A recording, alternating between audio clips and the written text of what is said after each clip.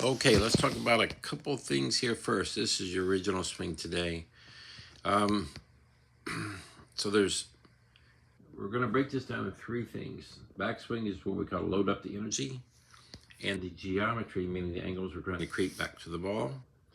We have the force, how we take that energy we stored up and apply it to the ball, and the leverage and the slingshot or the release of the club of that force into the golf club to create speed. And so first thing is we're going to go back to impact, and we're going to look here what's going on here to impact. You'll see as you go through, I go back and forth, you'll see your upper body shoulders are moving away from the ball here, and your hands are having to go like this, scooping. And so you're either going to hit behind it, and you can get away with an iron, but you're not going to get away with the driver. So we'll talk about the backswing in a second, but the main thing is we'll just talk about front. Now this is at the end of the last one where we worked on just working on that compression, how to not lift the ball up in the air. So the first things first is you'll see how you have a strong instinct to try to hinge your hands. Hinging happens naturally, but I don't need you to forcefully do it. So we want to feel a little motion here. What we're trying to do is hit with your core, your legs, and your arms, and to get that feeling of contact in your swing. So if we go up, let's bring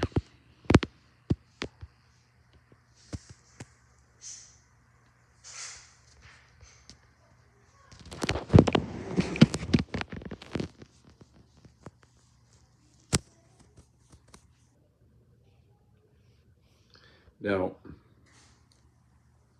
When we're hitting shots on all our shots, whether we're hitting a chip, a pitch, or a full swing, we can create more energy, but we're applying leverage the same way.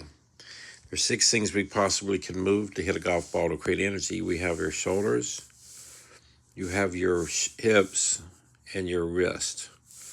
Those are the 3 things we do not want to try to create load or leverage or force. They're part of the slingshot or the release of energy, but not so much from the force. What we do want to use is the ground. That's how we push your core muscles and your arms. So those are 3 things we want to get the feel of how we load up energy and how we apply leverage to something. Within that, the wrist and the shoulders and the hips are going to move, create energy to release.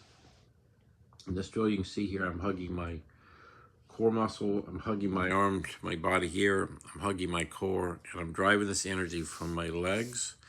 And and you watch my wrist, it doesn't really do anything. It's not trying to flip because I'm applying leverage here. The same with Jon Rahm here, he's just applying leverage to the ball. He's not trying to do anything with his wrist, and he's trying to see it as a leverage feeling, not a speed feeling, and the shoulder stays down naturally. If you were trying to hit a ball, you wouldn't move away from the thing. If you're trying to hit this bag, you wouldn't move away from the bag, you would apply leverage to the bag. So you always have to see impact as a leverage, not just a hit or lift. When we back this up, you'll see Rory, he's again same as Jon Rahm. He's still playing leverage the same way. Now there's hinging involved, and that's when the club's in this position. In this position, hinging is a speed force, but it's not a flipping force, meaning we're going to go down and let it unhinge, but at the same time,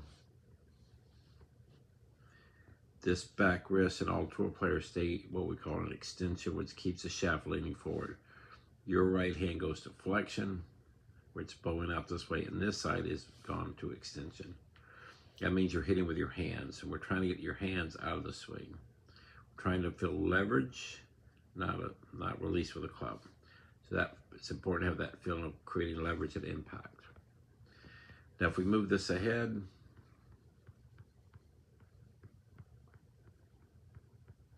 so in this drill, I'm just doing all 3. So here's a drill where I did a chipping with my arm, and like I just did with the bag. You see I'm just trying to play leverage. You see how quiet my hands are. They're unhinging, but they're not flipping, meaning I'm maintaining that angle of leverage and extension. With this full swing with all my hands on there, you'll see it looks the same. My right wrist, I'm not trying to scoop. And down at the bottom, you see how I hit the ball first. and it'll compress off the face and pop it up in the air. And I'm applying leverage to the bag.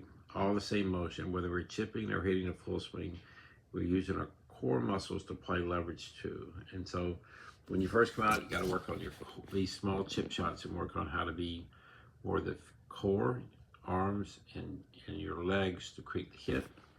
As you can see here, I'm not using my wrist, I'm using my core. And instinctively, you're going to want to use your wrist. Okay, so the next thing is we have to tighten up this backswing. There's a lot going on back there. First, you got this initial huge shoulder turn. And to make this big shoulder turn, you have to make this big hip turn. And that puts all your energy out away from you here. It's not grounded at all. So the natural motion is you're going to have to twist back. So you got all that shoulder twisting in the swing, which we don't want. It's hard to apply leverage when you can't get everything connected there. So we had to work on what we called, I think we just called it punching the wall. As we move this forward. So this first part of this drill, I have this club right on my belt buckle. And I'm going to keep, and it's important as I do this, I'm going to hug my ribs with my hands. I'm going to move my ribs, and I'm going to try to feel everything very stable in this place right here. I'm going to feel really grounded at this point. That stick, you see the stick will move a little bit, but not a lot. I'm going to feel that resistance filling in my thighs, here, and here, feet, and my core muscles. I'm building up resistance more than just turning my body as much as I can. Next thing I'm going to do is I'm going to feel another resistance or width in my swing. I'm going to push out like there's a wall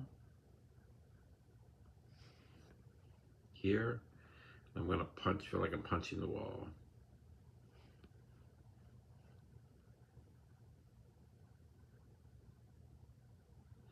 So now that part, you're going to feel the punching the wall feeling. It will be right back here in the lower back underneath the arm.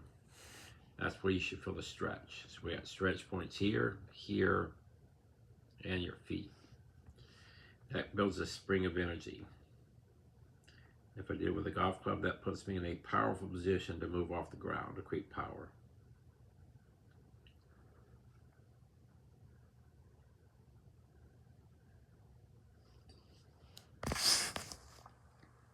Now let's take a look at, and that goes back to, let's see, let's move this back.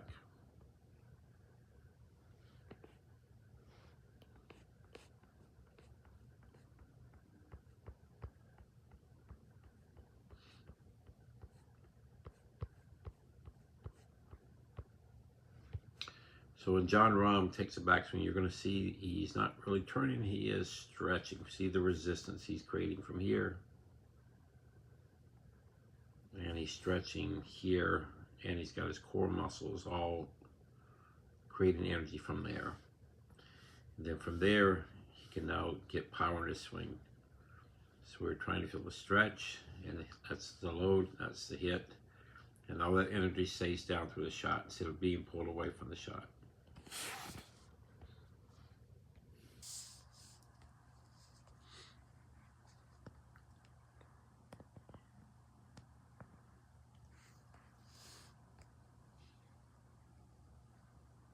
So here's you swinging back and forth. So you have to do these things layers. The first part is try to feel how you're moving from your core and your legs and your arms swinging.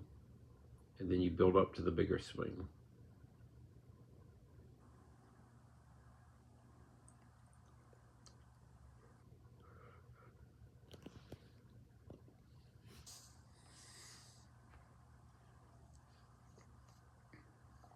Let's see, we got one more swing I wanted to look at.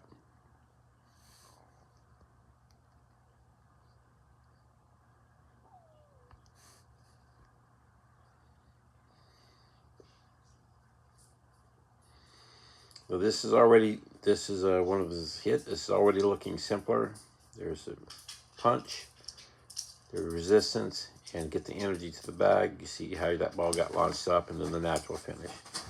So it already starting to tighten up a little bit. See, in your original swing, all the extra parts are moving. There's an out, there's a twist, there's a drop.